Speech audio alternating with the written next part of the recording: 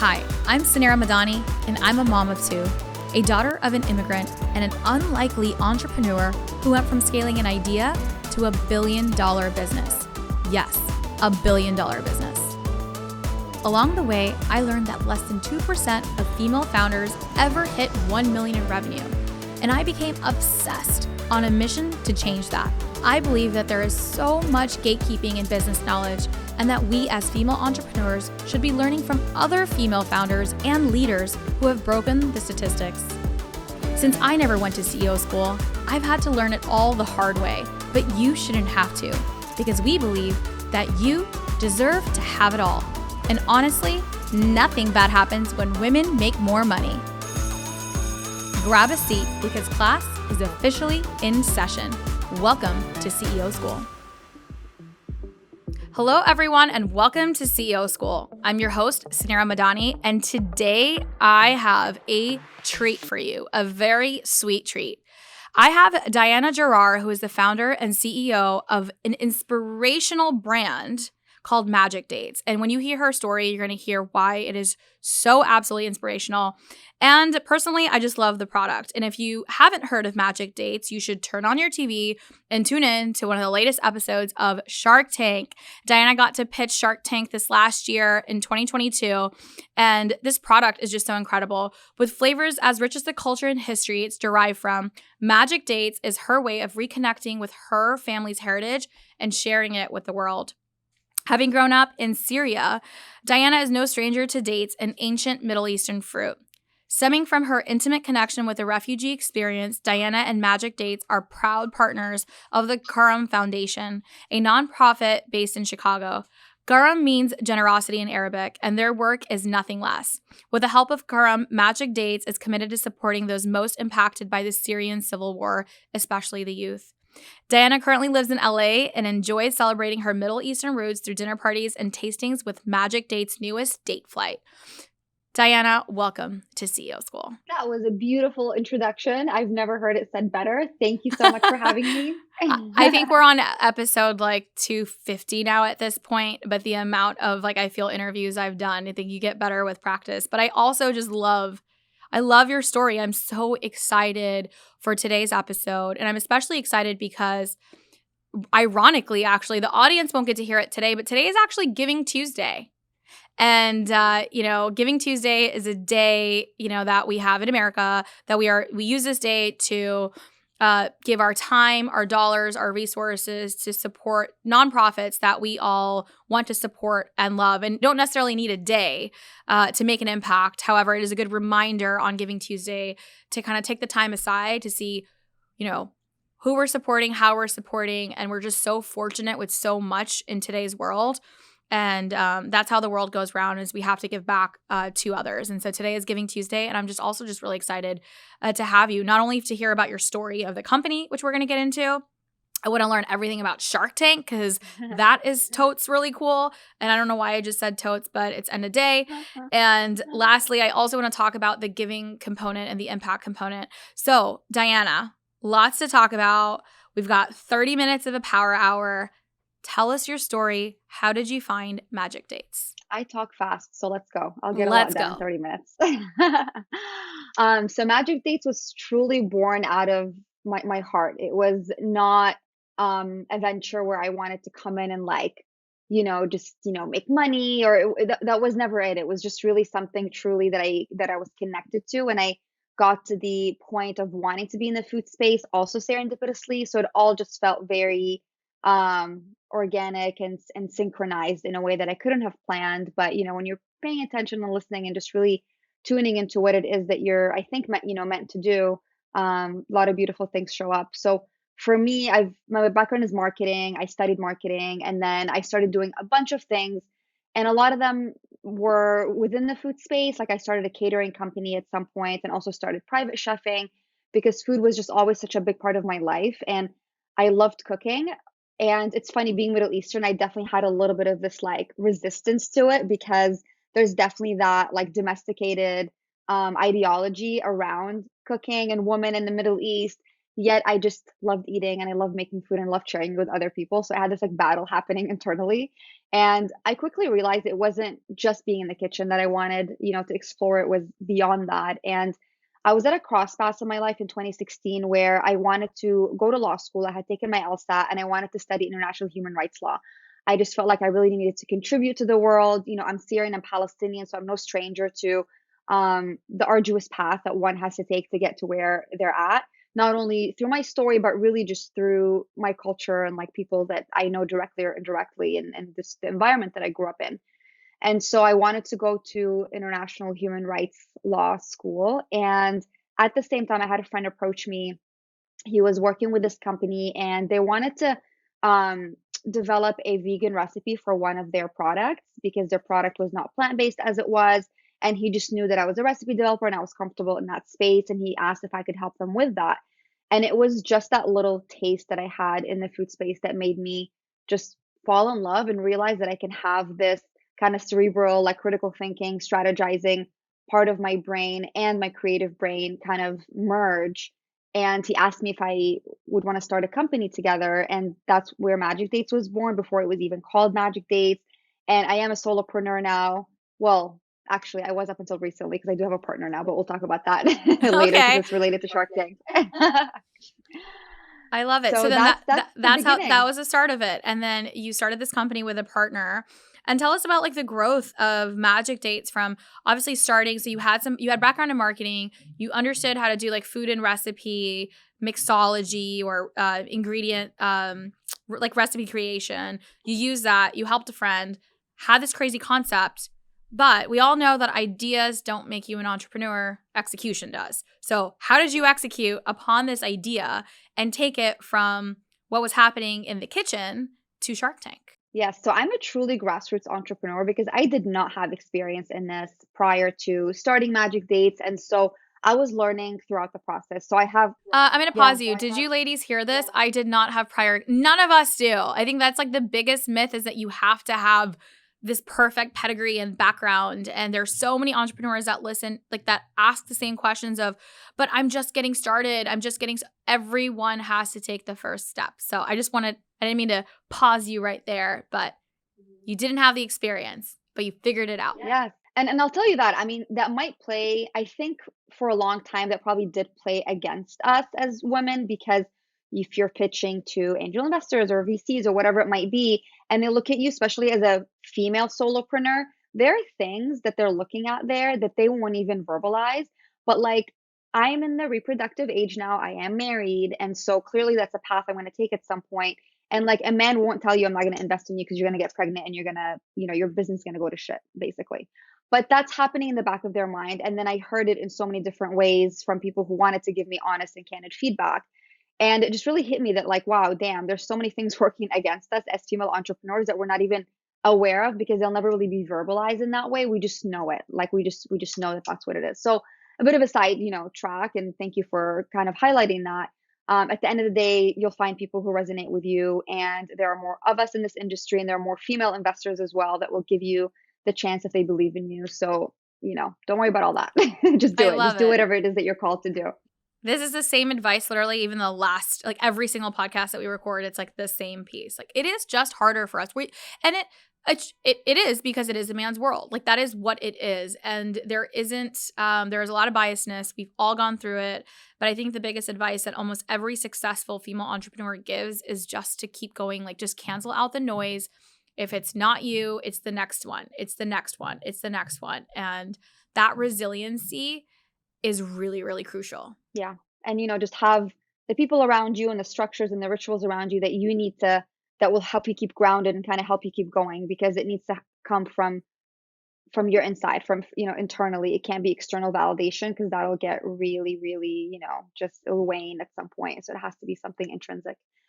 And where were we? So We you were went on a talking really cool you were tangent. no, it's Mhm. perfect. So you were talking about creating, we're talking about going from the idea to that execution component and to how did you get from that idea point to Shark Tank? So it was the middle rows, the good stuff. Yeah. So, I mean, just speaking to the point that I just didn't have any experience in this prior, people come on your path, I think, that support you. So it was interesting. I was talking about this idea with my partner at the time. So this is like 2016.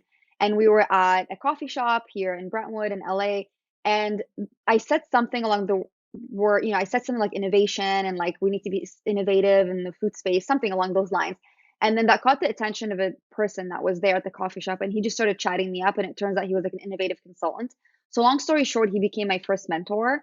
And he took me down the path of something called consumer journey mapping, where I started just doing my research. So he's like, before you even ideate, the most important thing is for you to really learn who your customer is. Yep. If this is even something that's necessary in the market, like why are you creating this? Who are you creating it for? And then you go from there. So that was, brand new information to me, maybe not to others, but to me it was.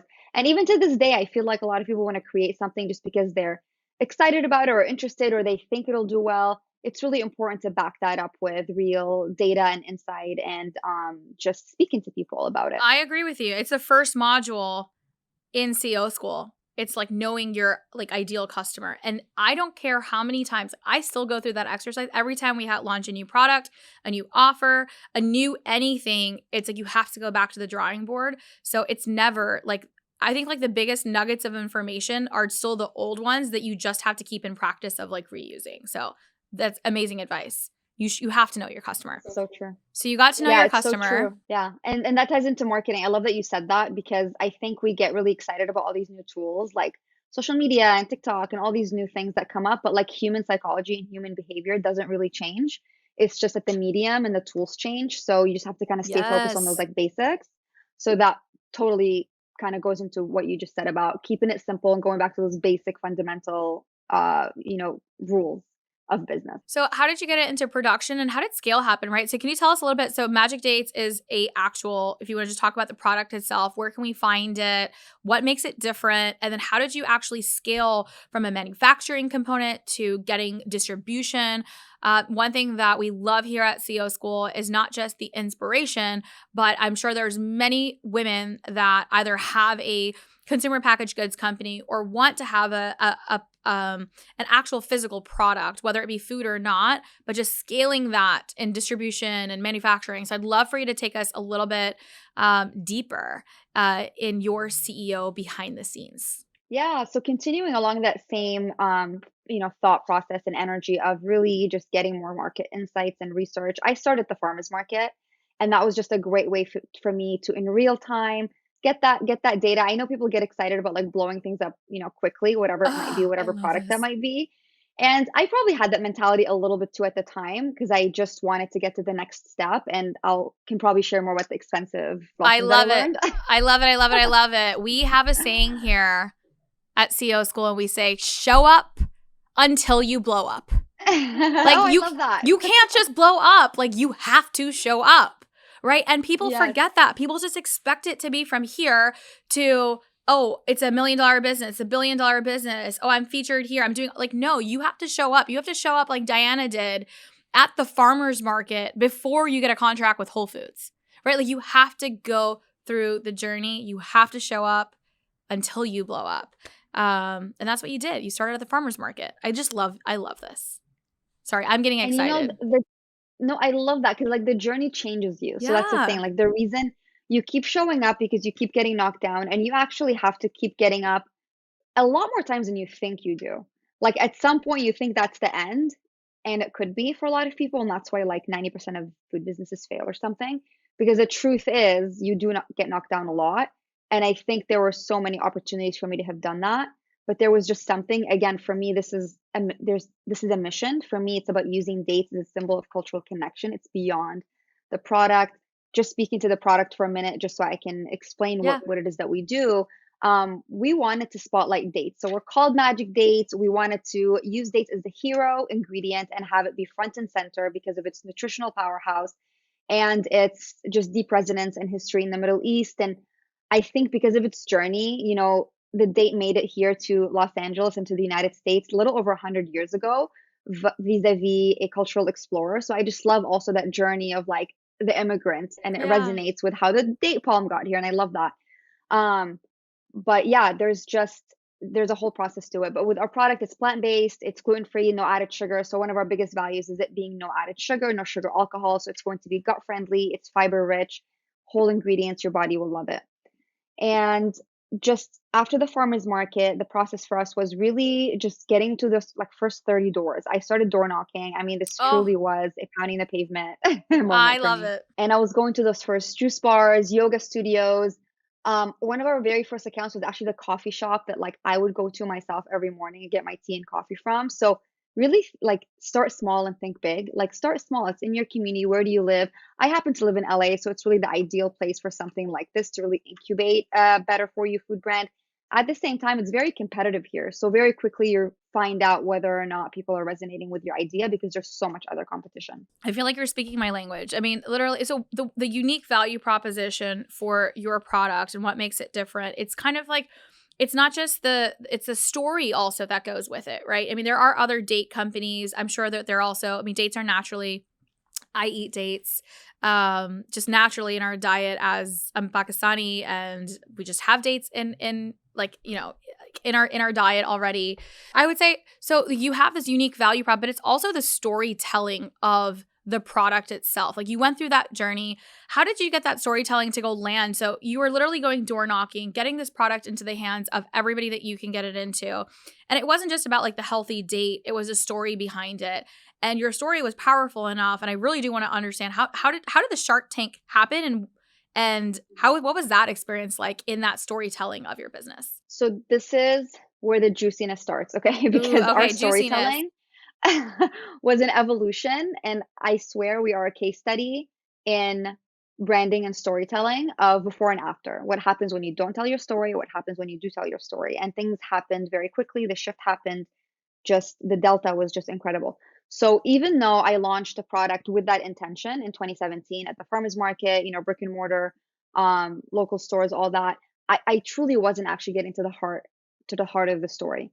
So even if you look at our packaging, I don't know if you had a chance to check out what our look was like even a year ago, just exactly a year ago, we rebranded. So I talk about Magic Dates being 1.0 and then 2.0. In the 1.0 version, I was going for that minimalist, you know, clean, just whatever it was that was really trending at the time Right, in you're the going food for like the space. vegan look, the Yes, LA yes, vegan like you look. just look and totally. And it was also just a stylistic choice at the time that was trending. And so we just went with it. And I was genuinely afraid to share everything that I was. Just, you know, I could say that truthfully now because I'm comfortable, you know, talking about this, but just talking about who I am, being Syrian, being Palestinian, I felt like nobody would buy my product. And obviously, it's the American market that's my target. I just felt like, who's this going to resonate to or with? And that nobody would buy my product. So I just had this state of mind and this mindset for so many years. And I felt so out of line and just like not really aligned with what I truly set out to do to begin with.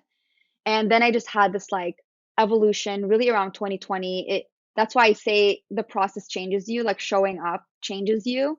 And it did. It truly changed me, not only through my business, but on a personal level as well, where I just saw, I think it was during the Black Lives Matter movement actually. I mean, saw people showing up and they were so brave to speak their truth and who they are. And that really inspired me. And I'm like, I can't even say who I am and like where I'm from with this business. Like, what am I even doing? How cowardly can one be? So that's just really what made me and like propelled me to be more brave and courageous to share the story.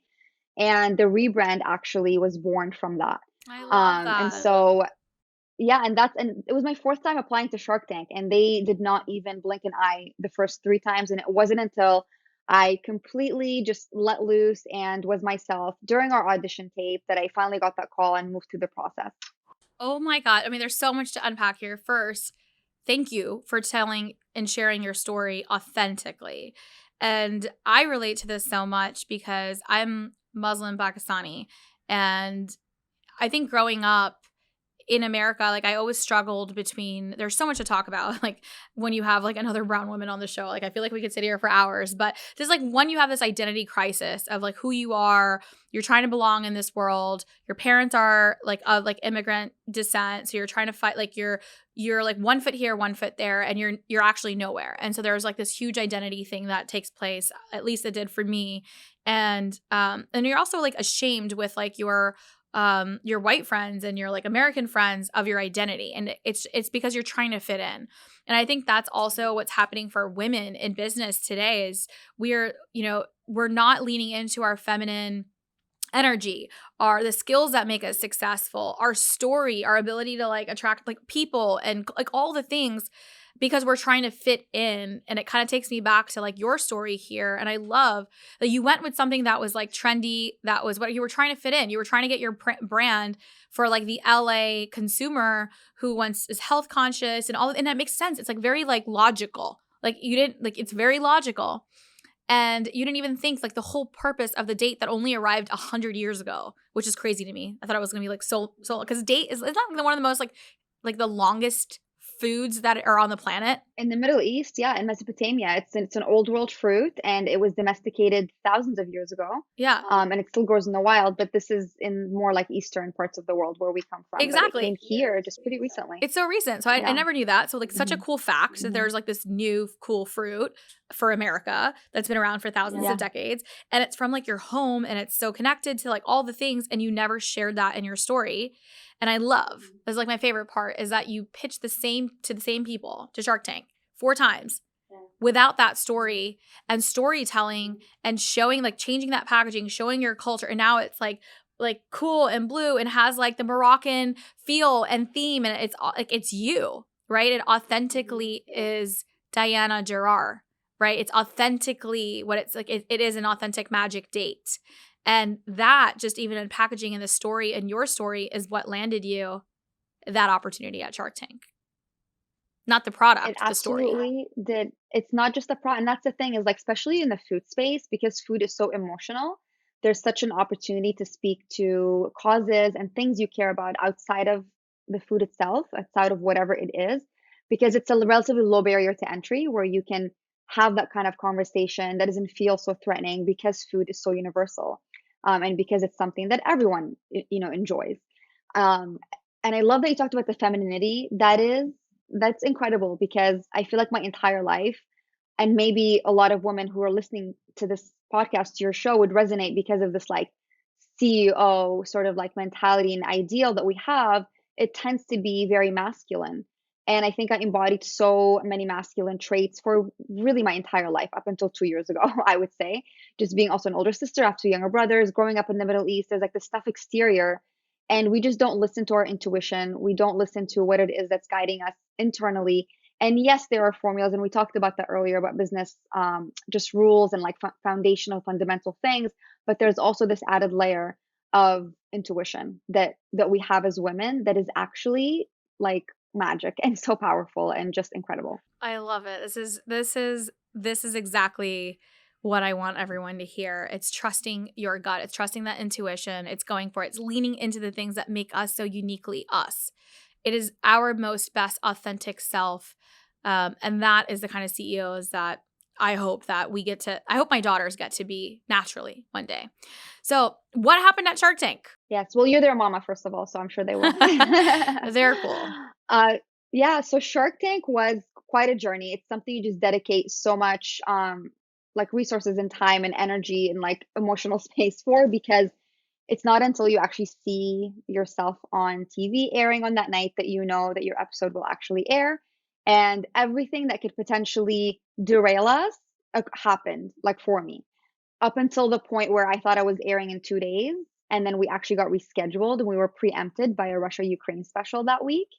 This was back in March 2022, and we got pushed 3 weeks. So, and then I asked, I'm still in touch with one of the producers, and I asked her, how often does that happen? How often do episodes get rescheduled? She's like, it was only the second time in Shark Tank history, which is 13 years. And so anything can happen, basically. So you just go into it, be open, just kind of follow on. They have a process. It's like a machine over there. They're incredibly professional and they do a great job. So you just kind of go along with all the things that you have to do. But yeah, like once I was actually in the tank, I was so prepared for like a month prior. I was just practicing my pitch. You really don't know what they're going to ask you because it truly is all live. So the only part that is memorized is those first 90 seconds. That's the pitch that you see everyone making. And then from there, it's completely candid. So you have to just be prepared, knowing they're going to ask you certain questions and being prepared with whatever resistance they might have to certain things, whatever that might be. And I think I was prepared. Like if you see the segment, I was as ready as possible. And I had a lot of challenging, comments and feedback that came at me, including about the packaging. But ultimately, our audience and our customers by and large agree that the new packaging wins. So what happened in the episode and who did you end up? Who was like the nicest shark or the worst shark or whatever? And did you end up getting a deal? Yes, so I'm biased because I think my favorite shark is the one who gave me a Oh, deal. yeah. But going into it, I also knew that Kevin O'Leary, who's the person that gave me a deal, was Oh half my God. Lebanese. So I felt I like, love Kevin. He's my favorite shark. Mr. Wonderful is my favorite shark for many different reasons. And everybody hates on him, but I love him. I love him so much. I'll tell you why after. Okay, so you got to deal with Kevin. yes, yes, I think he gets hated on unfairly. I know he has this like tough exterior personality, but the thing is, it's just as clear as possible. Like, how easy is it to have a Yeah. relationship with someone who's just telling you things as they are? So that's how I am as well. So I really appreciate who he is. And he's half Lebanese, and I felt that he would resonate with my story. And it did. The story totally resonated. In regards to who was the meanest shark, I think you'll have to just watch it. I Okay. don't know I haven't seen what it. I wish I saw it before this episode and I just did not get a chance to do it. I cannot wait to watch this episode. I'm going to link it also in our show notes so we can all watch it. Because it is I'm obsessed with Shark Tank. I think a lot of us entrepreneurs are. I've been watching it since I was actually inspired. A lot of people don't know. I got stuck in a Texas snowstorm. And honestly, the idea of Stacks, which was initially Fat Merchant at the time, it happened because I got stuck and I binge watched like the first season of Shark Tank. So this was like early days and it wasn't that great. And my cousin was he's like, my younger cousin was like, I want to like watch the show because there was like kids on the show that had like created some products. And him and I watched it and it was like the first or second season and we binge watched it that week. And I was like, doing other things for like I was in the payments industry and just serendipitously I was like rerouting my subscription, all of this stuff. Like it was like a lot of inspiration came from seeing other entrepreneurs and I love Shark Tank for exactly that. So congratulations. You closed a deal with Mr. Wonderful and you're on to scale. And what's next? So like what happened post Shark Tank? What did it all blow up? Like everyone's buying your product? Tell me all the things. Yeah, so it took a while for us to close our deals. There was a lot of back and forth and just a little bit of lull time in between. So we actually only closed about 2 months ago, which was like a good 6 months after we aired. So I always say like things are a little bit TBD right now in terms of our relationship. But I'm really excited because already just from having signed our agreement, he already brought in a strategic investor. So not only is it Kevin O'Leary, it's someone else as well who's going to just help us with those key relationships that we need for retail distribution, because that's really where it's at and where the real work, begins. We did actually have nationwide distribution at Cost Plus World Market in 2020. And I think that should trigger something in your mind. It was during COVID. It was right before COVID.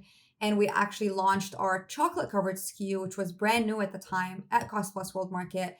And we were only on the shelf for like 6 weeks before the entire store and the entire, chain shut down. And so these are the types of things that just happen that you think you're gaining momentum and then we're taking several steps back. So we're in a way relaunching into retail this, now in this coming year. And there's a lot of good stuff in the works. You might see us at some big box stores pretty soon, some really well-known chains. So these things just take a little bit of time to get rolling, but a lot of cool things happening behind the scenes on the retail level. Oh, I'm so excited. And we can always purchase your products online. So we'll be definitely linking it.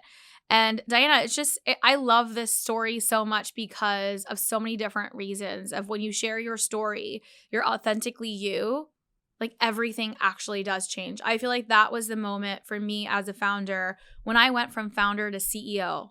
When my company scaled 10x, the reason why I was able to get to and create $1 billion business, I do not think it wouldn't have happened if I didn't step into like who I was. And I was Syria Madani, a mother, an entrepreneur, a child of an immigrant, and like a woman that just fucking cares. Like that, and I was unapologetically me. And then when that key when that light flipped on, there was like nothing that could stop me. And I see that in your story, and I'm so happy that you got that opportunity to get that product to like you tried and you tried and you tried. And I love that it happened for you when it was in your highest and best time to receive that too, because you were aligned with like who you were. Yeah. And I appreciate you sharing that because that's inspiring to me and validating because of the success that you've had to really point to these qualities that I think were considered maybe like, softer qualities, but they're actually, they're so powerful. Like femininity is so powerful. And you sharing that, I think, is just validating for so many entrepreneurs, including myself. I love it. Actually, it's such an interesting point that you said softer. As women, we are deemed as soft versus powerful. Like masculine qualities, I'm just like thinking out loud, right? Like masculine qualities are deemed powerful, but feminine qualities are deemed soft. And that's even like just like in our shift in our language of how we even speak about women versus men. But we're not going to go into that today. What's next for you at Magic Date? So you have retail coming up. How can we support you? What do you need from our audience? And what's next? Thank you for asking. I think just, the retail expansion, telling our story in a deeper way, that's always an ongoing journey, I would say. And just how deep can we get with that story? What new ways can we come up with to really tell that, story? And just really moving our partnership forward with Keram Foundation. You talked about them earlier. It's a really, Yes. yeah, it's an important cause to me. It's like, it's home. And I finally met Lina Sirji, who the founder, for the first time a couple of weeks ago. We've been, just like internet friends basically for all these years of our partnership. And she's just incredible. So it makes me just so much more excited for our partnership. That is what we were supposed to talk about. We talked about so much and we got derailed and we did not talk about the foundation. Tell us a little bit about Keram Foundation. It is Giving Tuesday. I love when businesses can come together to actually drive impact. So I want to hear about how you guys are supporting this foundation and what does it mean to you? So Keram Foundation started, again, like these beautiful grassroots efforts. It was not what it is today. So the Syrian civil war, as many people may know, started in 2012. Keram Foundation was founded a few years prior to that. And it was just in Lina's community where she was hosting a lot of dinners and a lot of family parties. And she said, I wonder if we can make these more impactful. And so she started raising money during these family and friend gatherings, in essence, just for her community and for like causes that was agreed upon, beforehand. And then as the civil war started and of course the destruction and, damage that we see occurred, she shifted focus and made it more about supporting the youth and just anybody impacted by the Syrian civil war. And she's been just doing this for over 10 years now. And back in 2018, I'd reached out to them and said, hey, there's a lot of alignment here. I'm half Syrian. I grew up in Syria and Damascus. I was there for my entire childhood. I'd love to support you. I mean, we were so small. We're still theoretically and like relatively speaking small, but I just wanted to make that commitment from so early on because that was always my intention, is just to make this bigger than just the food product and to give back and tell that story and really share about refugees and who they are and just like the dignity that they have outside of Magic Dates and our product. And so I was just so grateful that they agreed to that. And, we committed a percentage of our profits to them. And they have all these beautiful events throughout the year. One of them coming up December 5th, all these fundraisers. And we always, contribute product. So that's where we're at with them right now. And like you said, Keram means generosity. And they're just through and through doing work on the grounds. They have this beautiful building called Keram House in South Turkey, where a huge Syrian refugee population currently lives. And they actually have the center for youth. It's an after school program where they can help them develop their just ideas and just their future and like help them build their futures of like what it is that they desire from their life. And it's all about building the youth because they're the leaders of our, coming generations. And that's Keram's intention right now. Oh my God.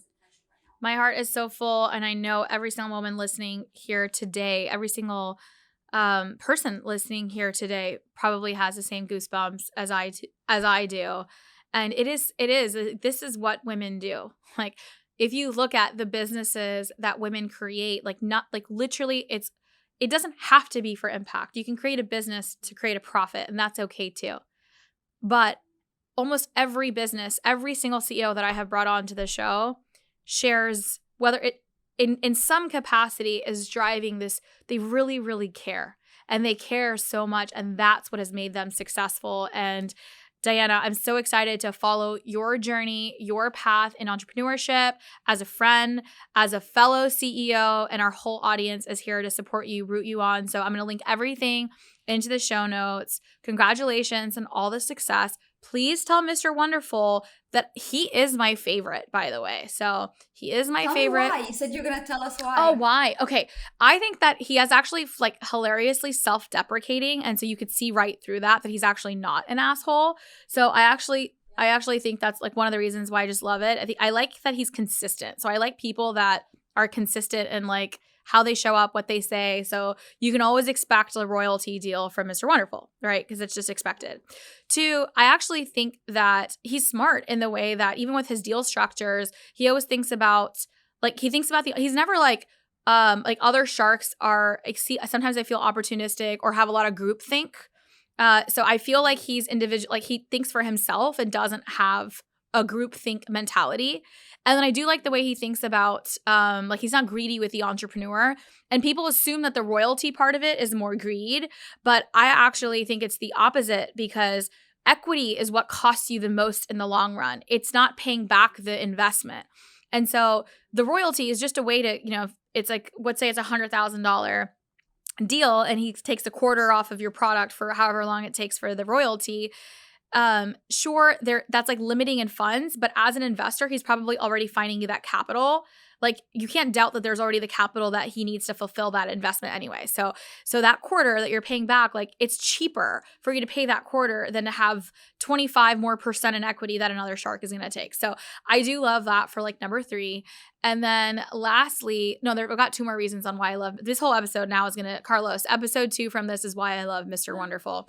But I'm making notes, by the way, because I'm going to tell him all this. Yeah. Okay. So number 2, what I love about him is that he actually is the only shark that says that his female founded investments, he's actually a big supporter of female founders. And so CEO School is all female founders. I didn't go to CEO School. I built a $1 billion business, but I had no experience or the confidence or the knowledge and all the things that I needed to do it, but we did it, right? And we do it through all the ways that you talked about. But Mr. Wonderful is the only person that I have seen on Shark Tank that says that their investments in his portfolio for female investors return a higher return on investment than the male counterparts. And that is absolutely true. So even in the unicorn space, so I built a company that's over, 100 million in revenue. We're valued this year in March at the same time as a unicorn. But if less than 2% of venture capital goes to female founded companies, right? Less than 2%, 1.7 in 2021. Yet 12% of the unicorns that are made are women entrepreneurs. So if you think about that statistic, like what that tells you is that we literally have we're fighting for nothing. But when we are given, like the companies that we create, we're still 12 times more likely, we're that's not the right math, but 12%. 6 to 7. Yeah. 6 to 7 more times more likely, right? To be a unicorn with that, like the nothingness of the peanuts that were given. So Mr. Wonderful is one to say that about female founders, that his female founder investments go further. And then the final reason why I love Mr. Wonderful is because he loves wine. Okay. And you don't know me, Diana, but literally we have Mondays are the interviews and Wednesdays are Wine Down Wednesday. Wine is my life. Okay. And not in a sense of like, it's my thing. It's like my thing. And it's a lot of people's things, but it really is something that I love. And I hope one day to, like, my next company is a wine subscription company. So we should just have Mr. Wonderful on the show like right after this. And I hope the 3 of us can have a glass of wine together. Yes. And you can discuss You are making that happen. We are putting that down. We're definitely having a glass of wine. But that's one of the reasons why I love him, because he is a big wine lover and he thinks about the wine industry in like the future way. And so I've got some ideas on how I'm thinking about single serve wine, and he's invested in a couple of single serve things. And that's my final reason. See, it's authentic on why Mr. Wonderful is my favorite shark. So there you go. You're just riffing right now, like in real time. So this was incredible. I noted it because I think he'd love to hear all this. And We'll send it to him. So Mr. Wonderful, we'd love to have you on the show. Congratulations on investing in such a profound and incredibly amazing CEO that is going to be the next unicorn in your portfolio, Miss Diana Jarrar. Diana, thank you so much for being on the show today. We can't wait to connect on all the things. I know our audience enjoyed today's amazing episode. We are at the end of our year. There's so much to reflect upon, and just such a great reminder also for giving back and doing things with impact, sharing your story. And so I'm leaving so inspired today, Diana. I know our audience is as well. And we will see you next week at CEO School. Thank you for tuning into today's show. If you loved it, leave us a review. We are so proud to bring you authentic conversations, game changer expert guests, and valuable content on and offline. The best compliment you can give us is by screenshotting today's show and tagging us on Instagram at CEO School and at Synia Madani. We are obsessed with swag, so don't be surprised if we want to send you some. Thanks for tuning into class today, and remember, nothing bad happens when women make more money.